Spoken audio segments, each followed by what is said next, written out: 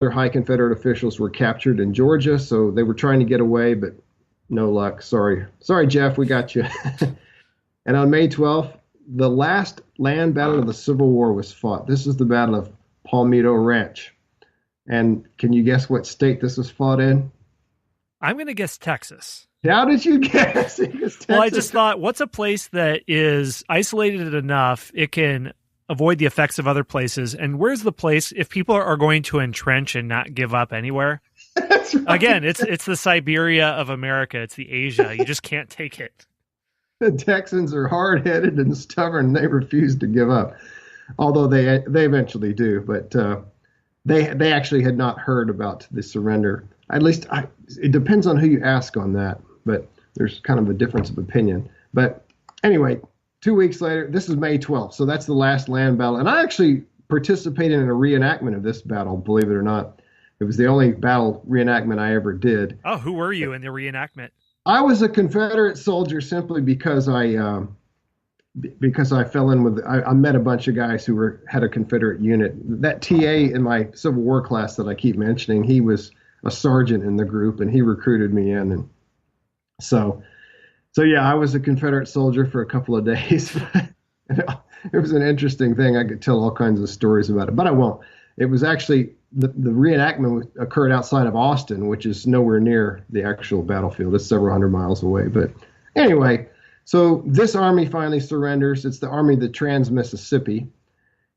And then, interestingly enough, the last shots of the Civil War were fired on June 28th. So this is more than 2 months after Lee surrenders. They were fired by the Confederate commerce raider Shenandoah. So the last combat is sea combat. It's appropriate since we're going to talk about sea combat in a little bit. But anyway, so the Shenandoah, which is a commerce raider, it captured 11 U.S. whaling vessels near, of all places, the Bering Sea. Wait, up in northern Alaska? Yeah. Whoa. You don't think of Alaska as a theater of combat with the Civil War, but here we are sure to raise your expectations. But yeah, there you go. There's a fun fact for all of our listeners. You can impress your friends with your knowledge. I guess where the very last shots were fired. Nobody will ever say Alaska. The Shenandoah's captain then learned of the Confederacy's loss, and he sailed to Liverpool. Notice they didn't say he surrendered. He just bugged out and got out. He wasn't going to surrender.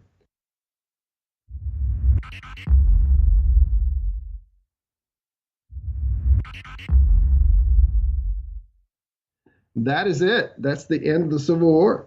All right. That's it. We're stopping now. No, just kidding, everyone. Oh, no. We still got a lot to talk about. Yeah, this is not something you can tie up neatly and cleanly.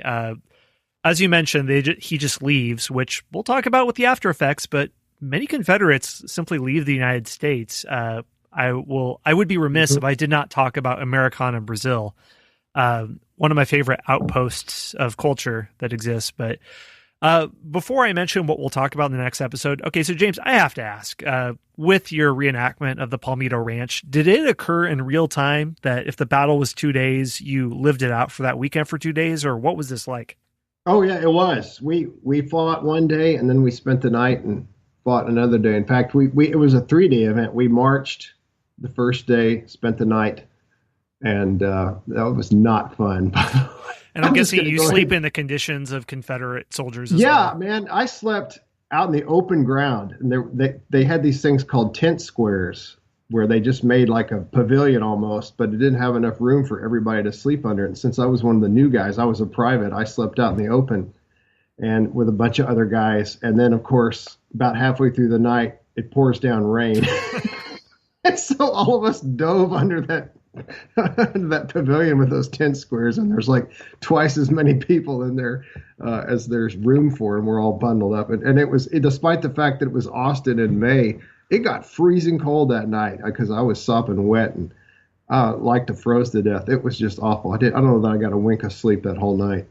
So yeah, fairly realistic, I guess. No, that's pretty good because there are people who do things like this. They try to get in the shoes of these historical figures. And in France right now, or in Belgium, there are people rebuilding a 12th or 13th century style castle But historians have noted that this has helped them understand a lot of mysteries of why was this or that technique used, and they realize with construction limitations, you have to take shortcuts. And there are Egyptologists who've rebuilt tiny pyramids to understand how workers could have done things. So for you, getting in the shoes of people who lived this out, you did it for a weekend. They did this for 4 years. What insights did you have of what it would be like to be a Civil War soldier? Oh, just for one thing, how exhausted they must have been all the time, how hard it was to sleep when it's either raining or maybe in some cases there's snow on the ground, it's freezing cold. And you know, the food is just awful. We actually they served us, and this probably would have been more than a lot of Confederate soldiers got, but they fed us this stew and they called it Hoppin John. And it was, I don't know if you've heard of it, but it was, I think it had a little bit of meat in it, but it had mainly beans of several types and corn and different vegetables. And I said to somebody, why is it called Hoppin John? And they said, well, because after you eat it, you're going to be hopping to the John. And you know what? It was pretty accurate. A lot of people were hopping to the John, and of course there was no John.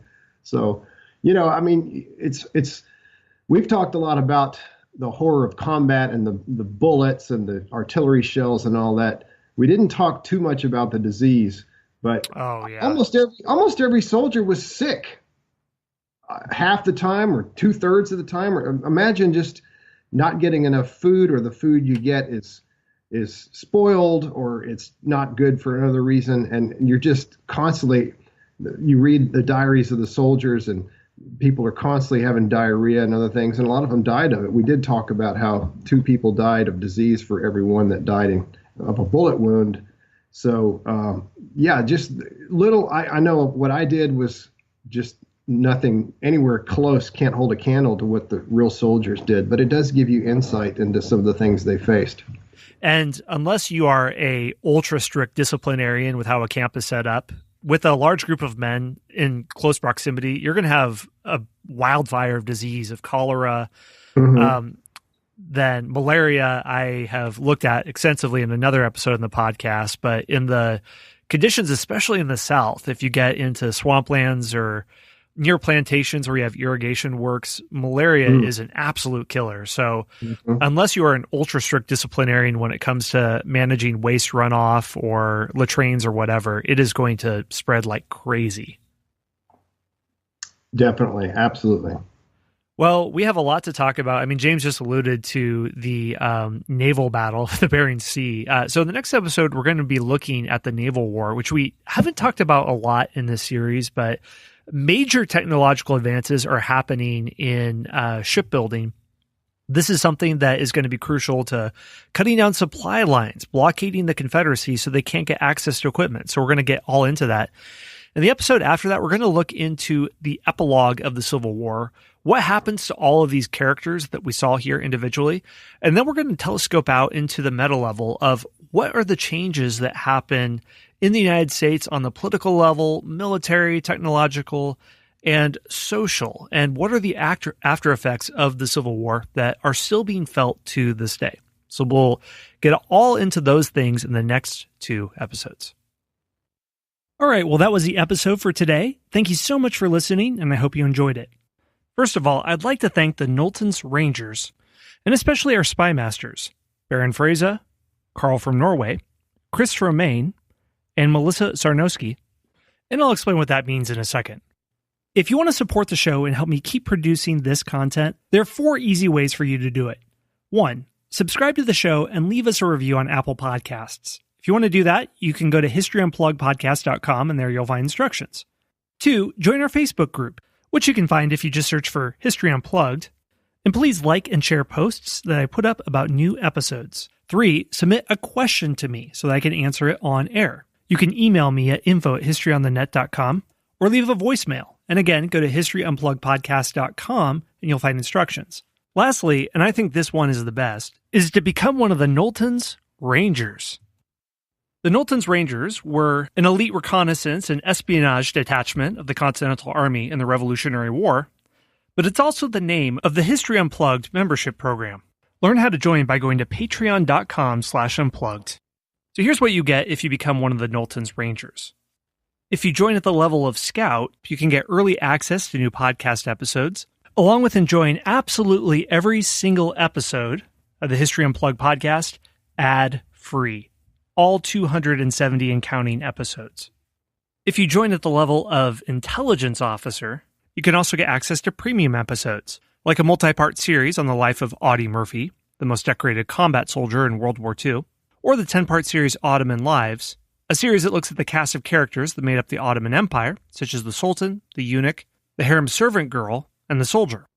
And finally, if you join at the level of Spy Master, you get all the same stuff as the Scouts and Intelligence Officers, but you also get a shout-out to you and or your business at the end of each episode, a 3-pack of hardcover history books, plus you will be put at the very front of the line for me to answer your question about history, and I can guarantee I will dedicate an episode that's about an hour long or so to your question. Sign up at patreon.com/unplugged. Again, that's patreon.com/unplugged. Anyway, those are the ways you can help out the show. Thank you so much for your support. Thanks for listening to the History Unplugged podcast. Be sure to subscribe to the show to get your daily dose of all things history related, from ancient Greece to the Cold War. We'll see you next time at the History Unplugged podcast.